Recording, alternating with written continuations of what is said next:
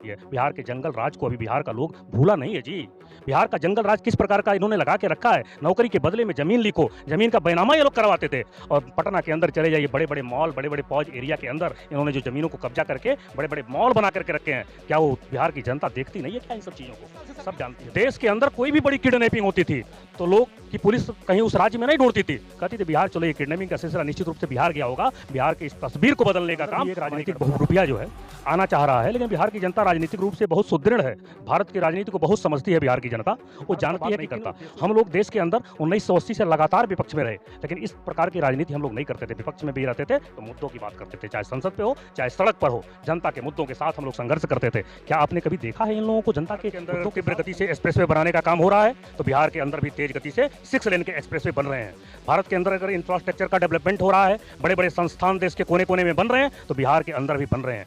नालंदा जैसा विश्वविद्यालय, जिसका आजादी के बाद अगर किसी ने कायाकल्प करने के बारे में विचार भी किया, तो भारतीय जनता पार्टी की सरकार आने के बाद वहां नालंदा जैसे विश्वविद्यालय का कायाकल्प करने का काम किया गया। बिहार के अंदर एयरपोर्ट की संख्या को बढ़ाने की बात हो, कोई जादू नहीं चलने वाला। जादू का देश नहीं रहा है जी, ये इंटरनेट वाला देश हो गया है।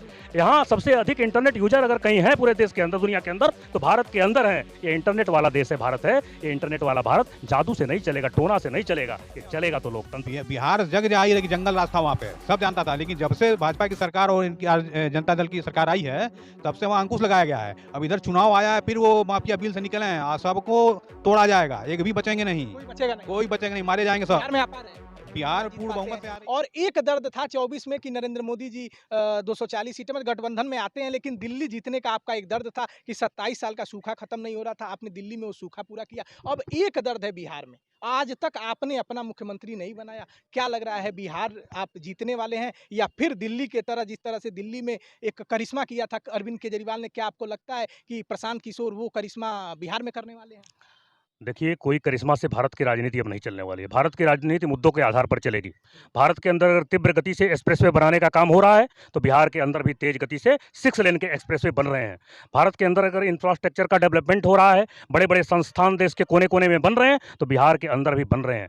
नालंदा जैसा विश्वविद्यालय, जिसका आजादी के बाद अगर किसी ने कायाकल्प करने के बारे में विचार भी किया, तो भारतीय जनता पार्टी की सरकार आने के बाद वहां नालंदा जैसे विश्वविद्यालय का कायाकल्प करने का काम किया गया। बिहार के अंदर एयरपोर्ट की संख्या को बढ़ाने की बात हो, चाहे वहाँ के स्थानीय स्तर के रोड के नेटवर्क को बढ़ाने की बात हो, चाहे वहाँ की एजुकेशन की बात बढ़ाने की हो, भारतीय जनता पार्टी की जब सरकार आती है उसके बाद ही प्रारंभ होती है। बिहार के जंगल राज को अभी बिहार का लोग भूला नहीं है जी। बिहार का जंगल राज किस प्रकार का इन्होंने लगा के रखा है। नौकरी के बदले में जमीन लिखो, जमीन का बैनामा ये लोग करवाते थे।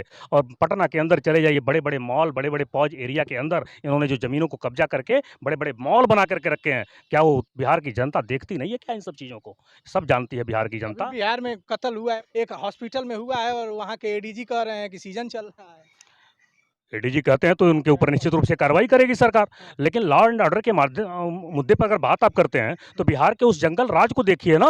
देश के अंदर कोई भी बड़ी किडनैपिंग होती थी, 20 साल से सरकार किसकी? देश के अंदर कोई भी बड़ी किडनैपिंग होती थी, तो लोग की पुलिस कहीं उस राज्य में नहीं ढूंढती थी, कहती थी बिहार चलो, ये किडनैपिंग का सिलसिला निश्चित रूप से बिहार गया होगा। बिहार की इस तस्वीर को बदलने का काम हमारी गठबंधन की सरकार ने किया है। पीके कह रहे हैं, प्रशांत किशोर जी कह रहे हैं कि लालू जी बीजेपी का डर दिखा के और बीजेपी लालू का डर दिखा के आज तक यही वोटिंग होती आ रही है और लोग वोट करते आ रहे हैं। पीके कह रहे हैं, प्रशांत किशोर कह रहे हैं इस बार बदलाव है, और जिस तरह से उनकी जनसुराज पार्टी का रैली हो रहा है, जिस तरह से जनसंख्या जा रही है देखने के लिए, औसतन उनका एक दिन में वीडियो 9 करोड़ से ज़्यादा लोग देख रहे हैं। उनका कहना है कि भारतीय जनता पार्टी के लोग घबरा गए हैं, तिलमिला गए हैं।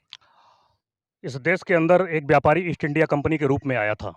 बिहार के अंदर भी एक दूसरा ईस्ट इंडिया कंपनी बिहार की जनता नहीं बदलने देगी, नहीं बनने देगी। पहला कौन आया था? ईस्ट इंडिया कंपनी जानते हैं सब लोग क्या करने आई थी इस देश के अंदर। तो उसी भेष बदल करके बिहार के अंदर भी एक राजनीतिक बहुरूपिया जो है आना चाह रहा है। लेकिन बिहार की जनता राजनीतिक रूप से बहुत सुदृढ़ है। भारत की राजनीति को बहुत समझती है बिहार की जनता। वो जानती है कि किन उद्देश्यों से। ये बताइए, वो तो कह रहे हैं आपकी बी टीम है, विपक्ष कह रहा है कहने दीजिए। बीजेपी की बी टीम तो केजरीवाल को भी लोग कहते थे। केजरीवाल हमको कभी कभी कांग्रेस को कहते थे कि कांग्रेस भाजपा की बी टीम है। तो जो विपक्ष के पास कोई मुद्दा नहीं बचता, क्योंकि मुद्दों के आधार पर विपक्ष भारत का बात नहीं करता। हम लोग देश के अंदर 1980 से लगातार विपक्ष में रहे, लेकिन इस प्रकार की राजनीति हम लोग नहीं करते थे। विपक्ष में भी रहते थे तो मुद्दों की बात करते थे, चाहे संसद पे हो चाहे सड़क पर हो, जनता के मुद्दों के साथ हम लोग संघर्ष करते थे। क्या आपने कभी देखा है इन लोगों को जनता के मुद्दों के साथ संघर्ष करते हुए? जनता के भारत जोड़ो यात्रा, भारत जोड़ो न्याय यात्रा, 10,000 किलोमीटर यात्रा राहुल गांधी कर चुके हैं, नफरत के बाजार में मोहब्बत की दुकान खोल रहे हैं। उद्देश्य क्या था उस यात्रा का? जनता का कौन सा मुद्दा लेकर के उस यात्रा को करने के लिए वो गए थे? यात्रा का उस उद्देश्य की चर्चा अगर किसी एक मीटिंग में राहुल गांधी ने किया हो तो एक बार मुझे आप तो कह रहे हैं आपको झुका दिए, जातिगत जनगणना पे आप लोग इधर-उधर घूम रहे थे, जातिगत जनगणना से आप लोग कह रहे थे सामाजिक विद्वेष फैलेगा, समाज बढ़ जाएगा, एक नारा आपने दिया बटेंगे तो कटेंगे, और देखिए राहुल गांधी जी ने का कहना है कि हमने देखिए बीजेपी को, मोदी को झुका दिया। जातिगत जनगणना जहां इन्होंने करके रखा था उसको अभी तक घोषित क्यों नहीं किया? कर्नाटका के अंदर इन लोगों ने तो बहुत पहले कर लिया था जातिगत जनगणना, उसको घोषित करना चाहिए, उसके डेटा को इनको जनता के सामने लाना चाहिए। ये केवल और केवल जनता के अंदर भ्रम फैला करके चाहते हैं कि देश की मेन स्ट्रीम में राजनीति में आ जाएंगे, तो ऐसा होता नहीं है जी। हम लोग एक-एक बूथ की रचना करते हैं और एक-एक बूथ के ऊपर संघर्ष करते बिहार हैं। में आ रहे हैं, बिल्कुल बड़े बहुमत के साथ भारतीय जनता मुख्यमंत्री पार्टी आ रही है। मुख्यमंत्री भारतीय जनता पार्टी और हमारे गठबंधन का केंद्रीय नेतृत्व ये तय करेगा। अभी हमारा केंद्रीय नेतृत्व और गठबंधन के नेताओं ने कहा है कि नीतीश जी के नेतृत्व में हम लोग बिहार का चुनाव लड़ेंगे और बड़े बहुमत के साथ चुनाव एकनाथ जीतेंगे। शिंदे को भी आप लोग कह रहे थे हटा दिए।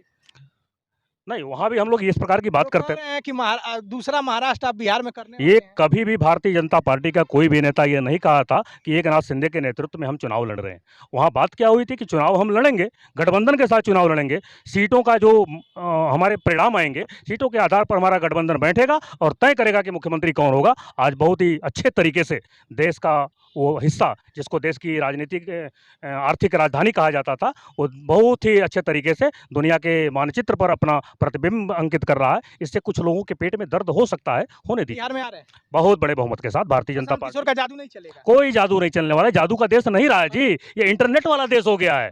यहाँ सबसे अधिक इंटरनेट यूजर अगर कहीं है पूरे देश के अंदर, दुनिया के अंदर, तो भारत के अंदर है। ये इंटरनेट वाला देश है भारत है, ये इंटरनेट वाला भारत जादू से नहीं चलेगा, टोना से नहीं चलेगा, ये चलेगा तो लोकतंत्र से चलेगा। आपको क्या लग रहा है? बिहार में प्रशांत किशोर की आप जो बात कर रहे हैं, तो प्रशांत किशोर आपदा में अवसर देखते हुए आए हुए हैं। वहाँ कांग्रेस और आरजेडी का जो है निराशापूर्ण रवैया, इससे उनको लग रहा है कि हम अपना यहाँ भाग आजमाएं, जैसे केजरीवाल ने दिल्ली में आजमाया था, उसे आजमाने भाग। और दूसरी बात, दारू की वहाँ जो बंदी चल रही है उसको लोग अपना एक मुद्दा बनाए हुए हैं। दारू की बंदी वहाँ मुख्यमंत्री जो चलाए, बहुत बढ़िया कार्यक्रम किए हैं, वहाँ पे चलाएं दारू की बंदी। खाली शराब के दुकानियां बंद है, दारू तो वहाँ होम डिलीवरी हो रहा है। तो ये वही माफिया लोग कर रहे हैं ना, तो आपकी वही सरकार का लूडो खेल रही है। बिल्कुल वो रोक लगा रही है। अभी आपने एक किया हो कि अस्पताल में जो हत्या हो गई, अस्पताल में हत्या हो गई, बिहार जग जाहिर है कि जंगल राज था वहाँ पे, सब जानता था। लेकिन जब से भाजपा की सरकार और इनकी जनता दल की सरकार आई है, तब से वहाँ अंकुश लगाया गया है। अब इधर चुनाव आया है, फिर वो माफिया बिल से निकले हैं, सबको तोड़ा जाएगा, एक भी बचेंगे नहीं, कोई बचेगा नहीं। कोई बचेगा नहीं, मारे जाएंगे सब। बिहार में आप आ रहे हैं, बिहार में पूर्ण बहुमत से आ रही है किशोर का गठबंधन। जादू नहीं चलेगा।